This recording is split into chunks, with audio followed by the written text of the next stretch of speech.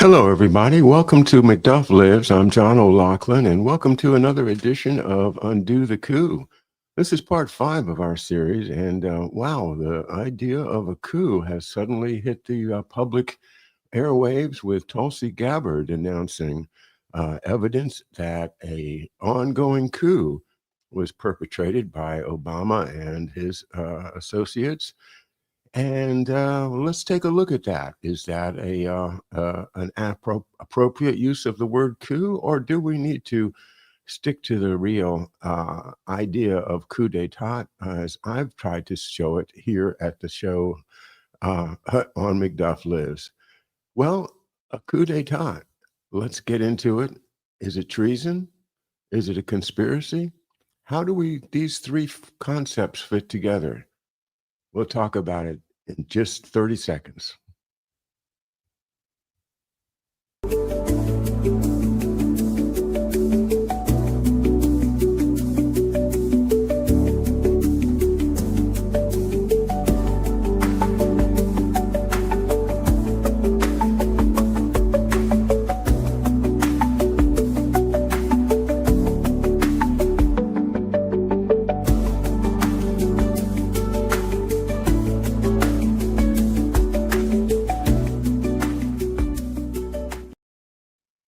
Hello, everybody. John O'Loughlin. Wow. This weekend, I've seen Tulsi Gabbard come out and accuse Obama and his administration and the people working with him in the intelligence community, Clapper and the Brennan, the usual suspects of running a ongoing coup against President Trump. I wonder, has she been watching Undo the Coup? I think I'm pretty shadow banned. I don't have a whole lot of followers, but the idea of talking about a coup in public by a public official, especially a very high one, the director of national intelligence, does open the door to examining the real coup that happened in 1963. Am I saying she's wrong? No, I'm not. I'm just saying that if you want to look into the details of a coup d'etat and what exactly it entails, we have to get into the law. We have to study things like treason. We have to study sedition. We have to study uh, uh, what is a conspiracy. So we're going to spend the rest of the hour today kind of breaking it down. I've got a number of quotes I want to throw into the show today, but the bottom line is this: the United States has been operated by a coup d'état government since November 23rd, 1963. That's my firm opinion. I am a graduate of Georgetown University Law School, practiced law for over 40 years, have a degree in government from the College of William and Mary, and I'm putting those credentials as well as my experience behind this statement.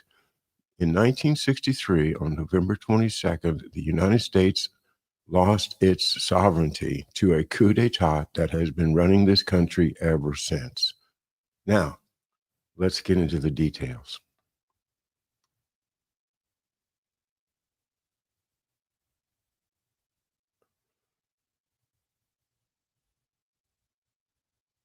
I want to start with a quote from LouRockwell.com, and this is his article today, July 21st, 2025, and I want to read a good bit of it. Here we go. What is the conspiracy theory of history? Is it true? In this week's column, I'm going to discuss the great Murray Rothbard's analysis of the subject. Murray begins his analysis by noting that the establishment attacks the conspiracy theory. Quote, anytime that a hard-nosed analysis is put forth of who our rulers really are, of how their political and economic interests interlock, it is invariably denounced by establishment liberals and conservatives, and even by many libertarians, as a, quote, conspiracy theory of history, paranoid, economic determinist, and even Marxist.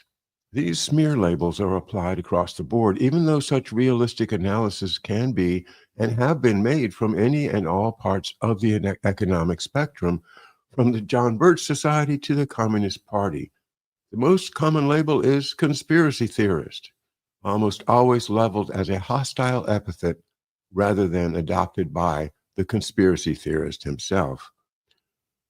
Murray next points out that it is natural that the establishment attack the conspiracy theory because it has an interest in saying that the deep state isn't a plot to hold power, but an inevitable development that it is futile to resist.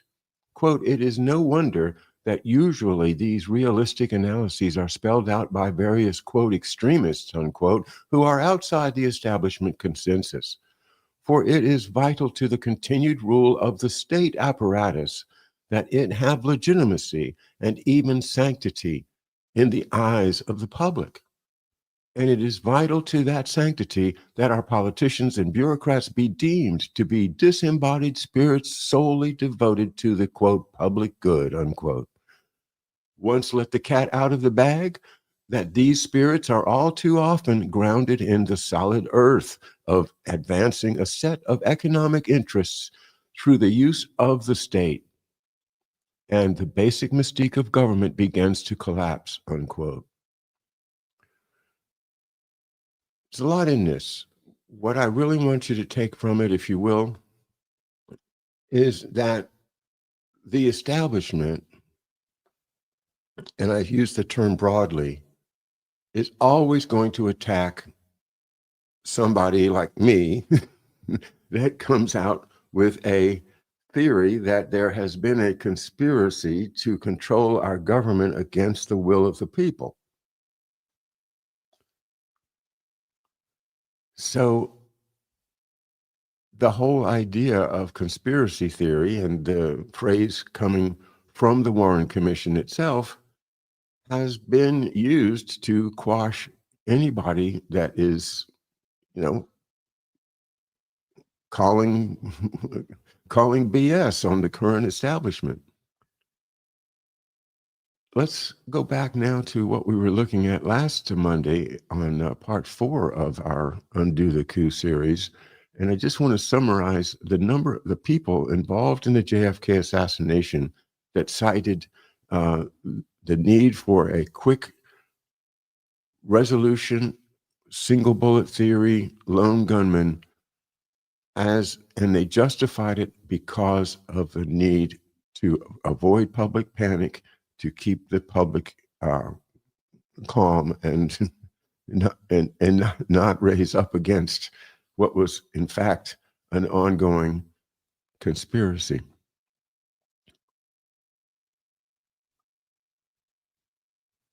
So I asked Grok 3 to collect these for me, and I'm just going to go ahead and read through it. Here's my question to Grok. Who were the prominent men who wanted a quick investigation leading to the lone gunman theory being agreed upon? Which of them cited a need for closure or to avoid a public panic as a reason?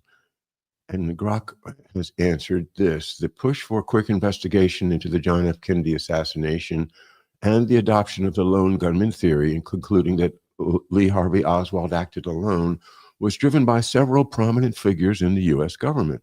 These individuals, motivated by concerns about public stability, international relations, and political pressures, shaped the formation and conclusions of the Warren Commission. Below, I identify the key figures involved. Let's get through some of that boilerplate.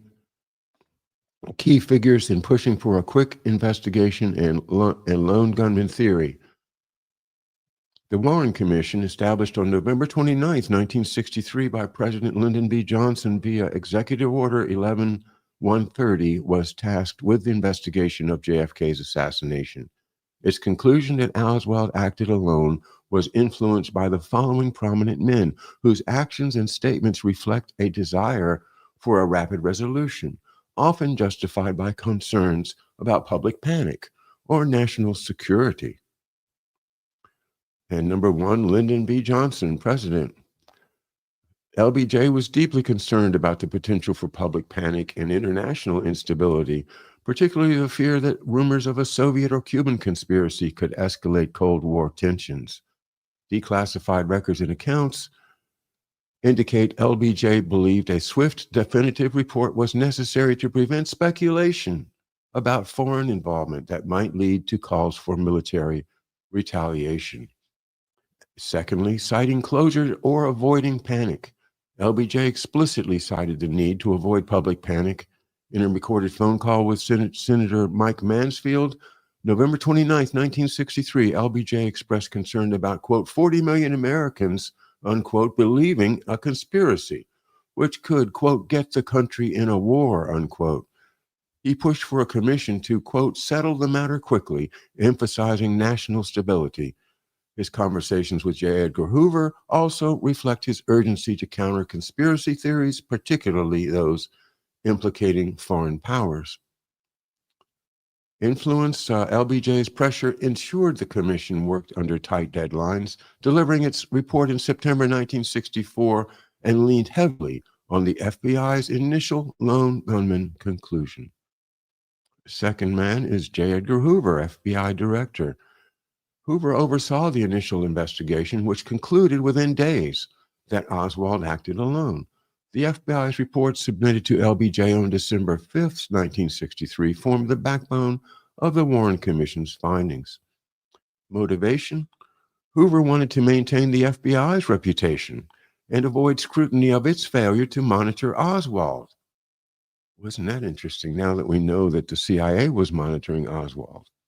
A known defector with pro-Castro ties. Now, this is Grok accepting the fact that Lee Harvey Oswald was in fact a pro-communist, which we know is a false construct created by the CIA and in order to give the public the impression that it was a communist that was shooting President Kennedy. So, again, there's a layer of Grok's interpretation that needs to be threaded out here. Nevertheless, going through this list, LBJ, J. Edgar Hoover, and of course, Hoover's FBI provided the primary evidence, the ballistics and the rifle, that shaped the narrative, and his insistence on a single shooter influenced the commission's scope. The third one is Earl Warren, Chief Justice and the chairman of the commission. Warren was reluctant to lead the commission, but accepted due to LBJ's insistence on national urgency. He aimed to produce a report that would reassure the public and avoid prolonged controversy. Warren explicitly cited the need for closure. In a 1964 statement, he stated the commission's goal was to, quote, satisfy the American people, unquote. I have to stop there. The Chief Justice of the United States is saying that the commission's goal is to satisfy the American people. In other words, to bullshit us well enough that we believe it. Okay? And to provide a complete and truthful account, quote unquote, to prevent ongoing speculation. LBJ reportedly told Warren that rumors of a foreign conspiracy could lead to a war that could cost 40 million lives. Warren steered the commission toward accepting the FBI's lone gunman conclusion, discouraging exploration of conspiracy theories to maintain a unified narrative, a unified bullshit narrative. All right, next, Allen Dulles, former CIA director and member of the Warren Commission. As a former CIA director fired by JFK after the Bay of Pigs, Dulles was keen to protect the agency from scrutiny. He pushed for a quick resolution to avoid questions about the CIA's monitoring of Oswald or its anti-Castro operations. Citing closure. While Dulles did not particularly emphasize panic as much as LBJ or Hoover, he privately expressed concerns about the impact of conspiracy theories on national security. In commission meetings, per declassified minutes, he argued that speculation about CIA involvement or foreign plots could destabilize public trust in government institutions. Well, there you have it from the man at the center of it, that it's more important that we do not destabilize the public trust in government institutions than it is to find the truth. Dulles ensured the commission downplayed CIA-related leads, such as Oswald's Mexico City contacts, reinforcing the lone gunman theory to avoid implicating the agency. Nicholas Katzenbach, Deputy Attorney General. Katzenbach advocated for a rapid investigation to restore public confidence and align with LBJ's and Hoover's goals. Katzenbach explicitly cited the need to avoid public panic in a November 25, 1963, memo to LBJ aide Bill Moyers. He wrote, quote, "The public must be satisfied that Oswald was the assassin, that he did not have Confederates who are still at large, and that the evidence was such that he would have been convicted at trial," unquote. He argued that this would prevent, quote, "speculation that could, quote, run wild," unquote, and harm, guess what? National security. Katzenbach's memo set an early tone for the commission, urging it to confirm the FBI's findings and avoid exploring alternate theories.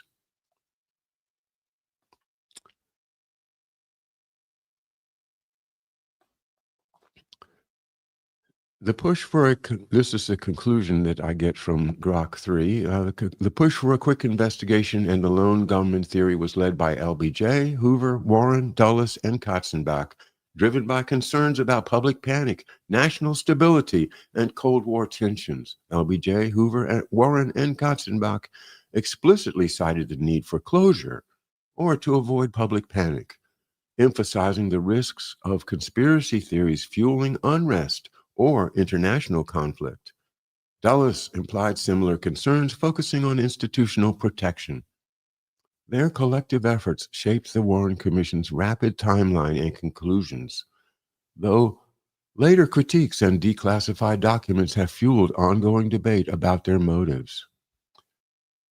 Okay.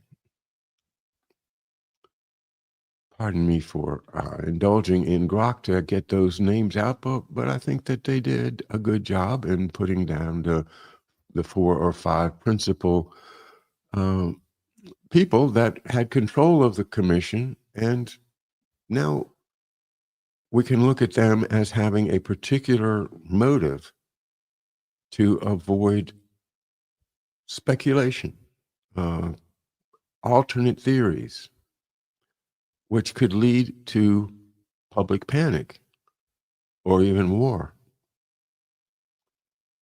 And I do think the one that LBJ cited about a fear of the public thinking that it was a communist plot and therefore we needed to go to war against the Soviet Union was manufactured. It sounds very much like something he was fed to say, and that the real reason is what we've already documented here.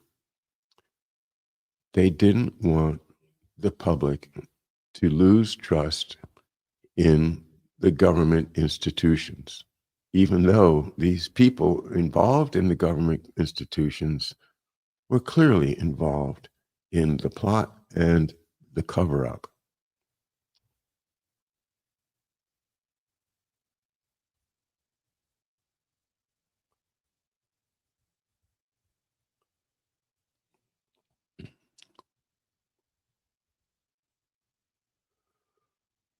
Now, I say, in my opinion, these people were guilty of treason. Does it meet the definition of treason spelled out in this document, the Constitution of the United States? Section 3, Article 3, Section 3. Treason against the United States shall consist only in levying war against them, or in adhering to their enemies, giving them aid and comfort. No person shall be convicted of treason unless on the testimony of 2 witnesses to the same overt act, or on confession in open court. Okay.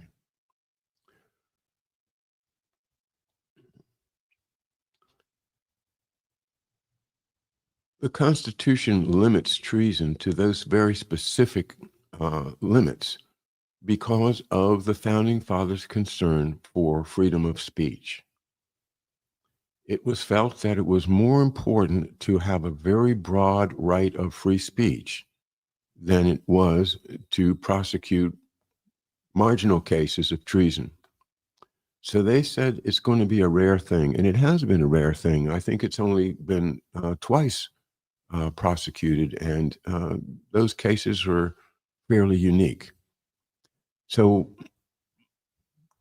in what sense does the conspiracy to allow the assassination of JFK or to cause the assassination and or to cover up the assassination, i.e. being an accessory after the fact, does committing those crimes, does that exist? Does that become something that you can call treason and get a judgment of guilty so that the person can be executed? Because that's the penalty for treason, is execution. And a lot of people are calling for the rope, right? Exactly what LBJ was scared of. People running after him with a rope. And they might well have if the truth came out. But that's why it's so important that we recognize a coup d'etat, that a coup d'etat happened there. It's like America is unique in that the United States of America is built upon the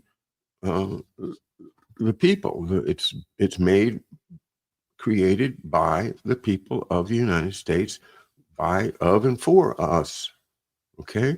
We, the people of the United States, in order to form a more perfect union, establish justice, ensure domestic tranquility, provide for the common defense, promote the general welfare, and secure the blessings of liberty.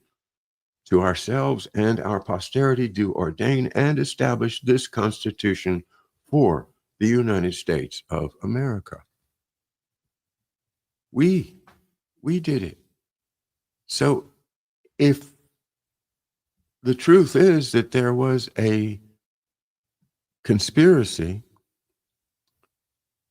to assassinate the president that we elected, then our Constitution is being overthrown because the government no longer expresses the will of the people. It expresses the will of the coup d'etat.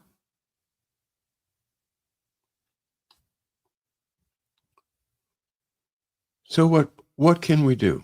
Can we say that aid and comfort to the enemy, that's enough to show treason?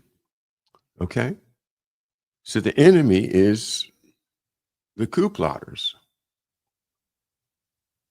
LBJ is giving them aid and comfort by appointing Earl Warren to the Warren Commission.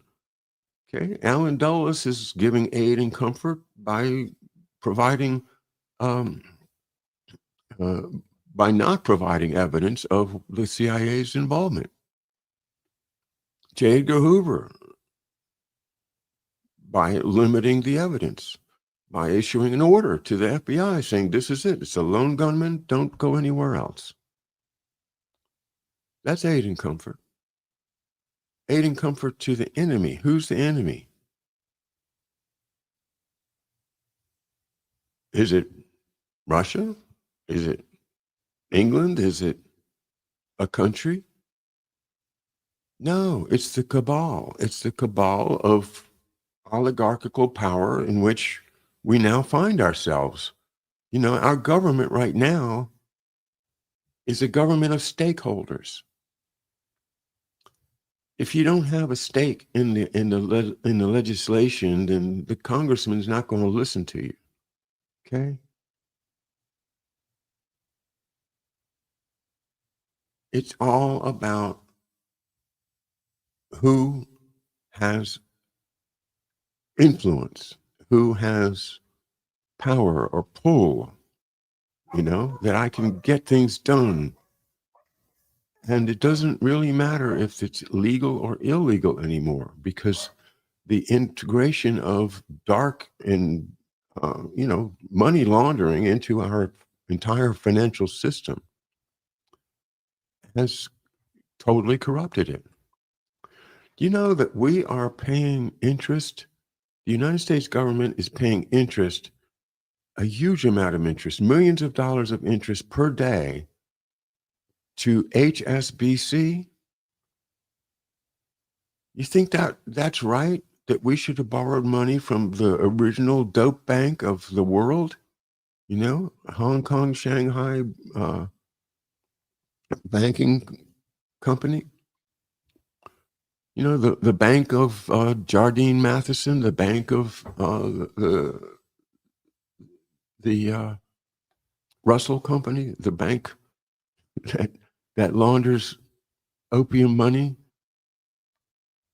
since the 1800s, and we're paying them interest. How did that happen? And look at the way that our national debt just keeps going up and up and up, and our value of our dollar keeps going down and down and down. It's the cabal. It's them. They have engineered our economy to suit themselves just exactly the way that Murray Rothbard said it. I want to go back and just even, do I still have it? Yeah. It's no wonder that usually these realistic analyses are spelled out by various extremists who are outside the establishment, where it is vital to the continued rule of the state apparatus that it have legitimacy and even sanctity in the eyes of the public.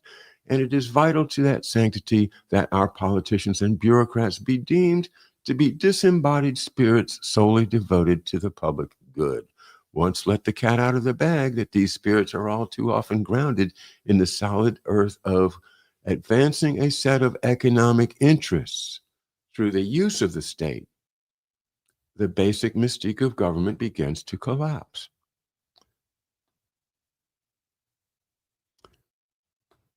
So,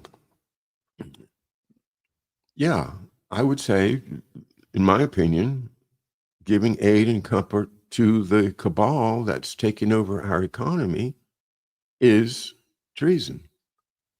But, the idea of treason is not limited to that because we have other laws, and the Congress stepped up to fill the holes in the legal system that I think needed to be filled because of the narrow definition of treason that the Constitution gives us in Article 3. And so I want to turn to some of the other venues that are avenues that we have to pursue this. First of all, we have the federal crime of treason, which is in the U.S. Code 18 U.S. Code 2381, which basically says what the Constitution says. It's levying war against the United States or adhering to their enemies, giving them aid and comfort. Again, I think that's exactly what Allen Dulles did, exactly what LBJ did, and exactly what Hoover did.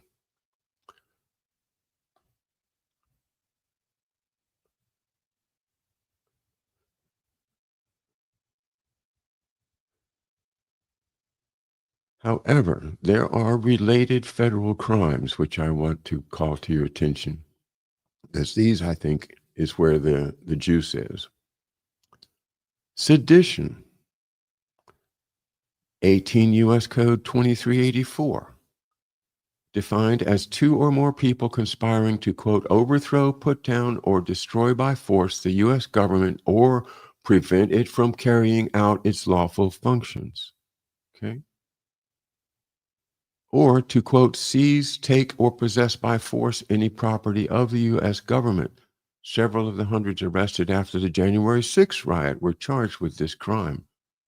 Okay, that's an interesting note to read here in this little summary I've got.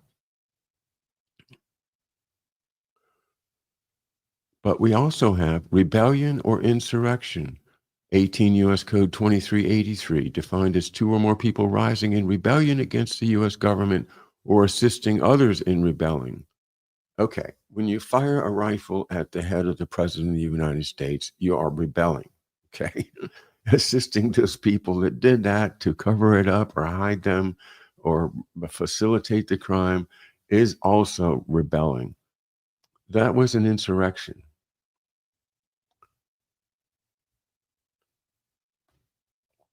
Now, here's the one that I think I really like the best. Misprision of treason. Misprision, I should say, Misprision of treason. This is 18 U.S. Code 2382. This statute imposes a fine and imprisonment for owing allegiance to the United States and not disclosing treason as soon as they know it has occurred. Hello, Warren Commission. This is you. This is written all over you. Misprision of treason, 18 U.S. Code 2382. All of you guys are guilty of it because your motive was not to find the truth. It was to assure the public that no, there wasn't any funny business. It was all just one guy, a lone nut. Participating in that charade is in itself treason. Or let's say misprision of treason, to be more exact. So we have federal crimes that the Congress has enacted. The president obviously signed them into law, and the courts will enforce them if somebody prosecutes them. Well, who was going to prosecute the crime of November 1963? Nobody. Because the FBI was part of the cover-up. The Justice Department, Bobby Kennedy, he didn't push it. And a lot of interesting theories as to why. But President Johnson was ultimately responsible to see that the laws are faithfully executed. And he didn't do it. Why? Oh, think of Billy Saul Estes and all of the trouble that he was in his history of skullduggery and murders. He had a lot to lose personally. And I think that's what motivates people like him, is just plain old fear of his own person getting chased down by a mob with a rope in their hand.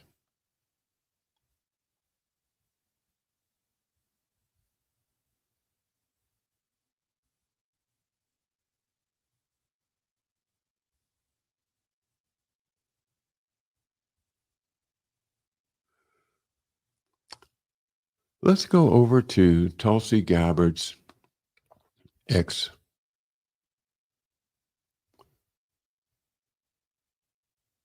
And have a look at this and think about it.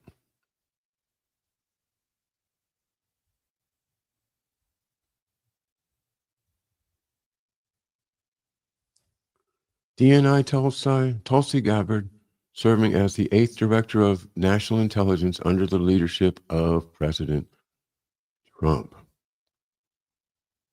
And here is her big announcement over the weekend. DNI Tulsi Gabbard.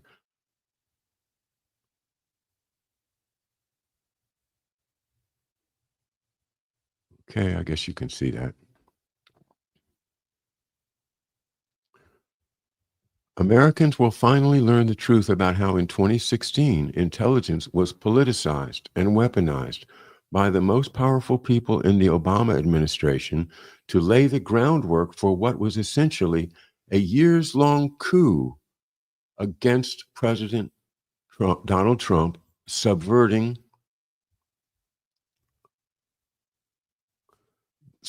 the will of the American people and undermining our democratic republic. Here's how. Creation of the Russia hoax.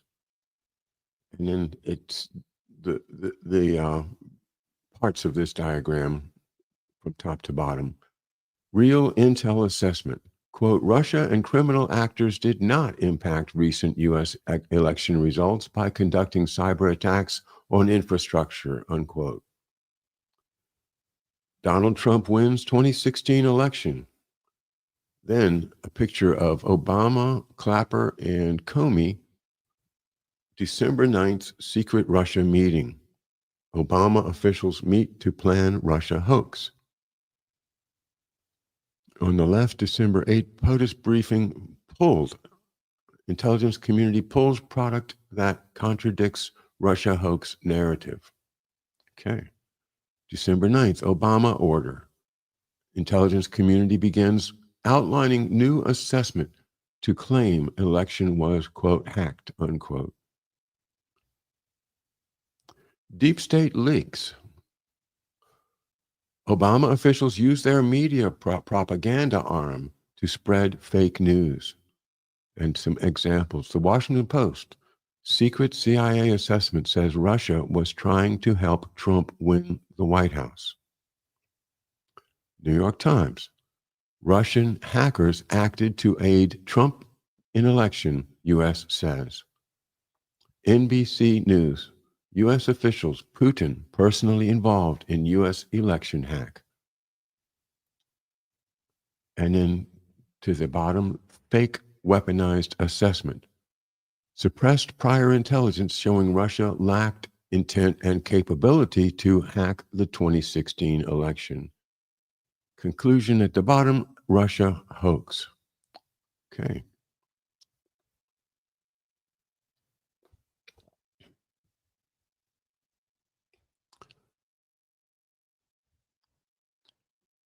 By introducing the idea of a coup, an ongoing coup,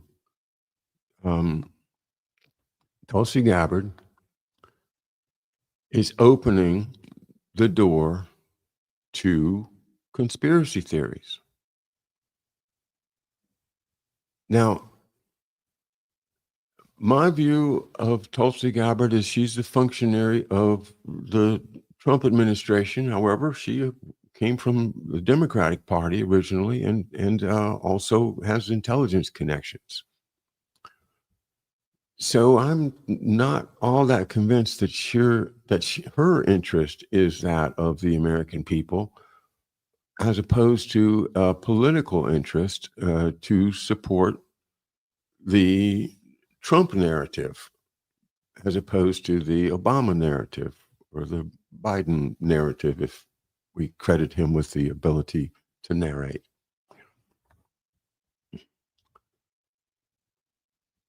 What I want is the American people's narrative. I want the American people to own their government. I want them somehow to understand that, yes, economic interests are behind the coup d'etat of 1963. And in calling the media attacks, the propaganda arm of the Obama administration, calling that the equivalent of a coup, it stretches it too far. You know, in the case of John F. Kennedy, we have an assassination. We have a violent act to overthrow the government. If we're going to water down the idea of a coup, then the United States starts to look just like any other kingdom or empire in history. This was the point I was headed towards earlier when I said, the United States is unique. The United States is founded upon the we the people founded it, and that we the people should be running it, but we're not, because of that economic interest that has suppressed knowledge of the real powers behind the assassination of JFK. Other countries, it doesn't matter so much. If you are, the king of France and you get killed and, they have a revolution, yeah, that's a coup, but that was for the people. People said, we were going to have a coup. So they did, you know, bravo to them, because that was an expression of the will of the people. At least that's the way the story is told today. But any assassination of a king by somebody that wants to be the next king, this has happened thousands of times in history. And the common people don't have a voice in it anyway, because it's a kingdom, because it's an empire, or because it's a communist state. Any country in which a coup happens where the government is not based upon the will of the people, it's nothing the people can do about it. So they're just, okay, meet the new boss, same as the old boss, and live your life out as a plebe or a serf, or however you want to call it. But if you want to preserve, protect, and defend the Constitution of the United States, then you have to call these people to account for the assassination of John F. Kennedy. Because if you don't, then you are kind of letting the whole idea of a, a government of, by, and for the people to just disappear into the memory hole of history.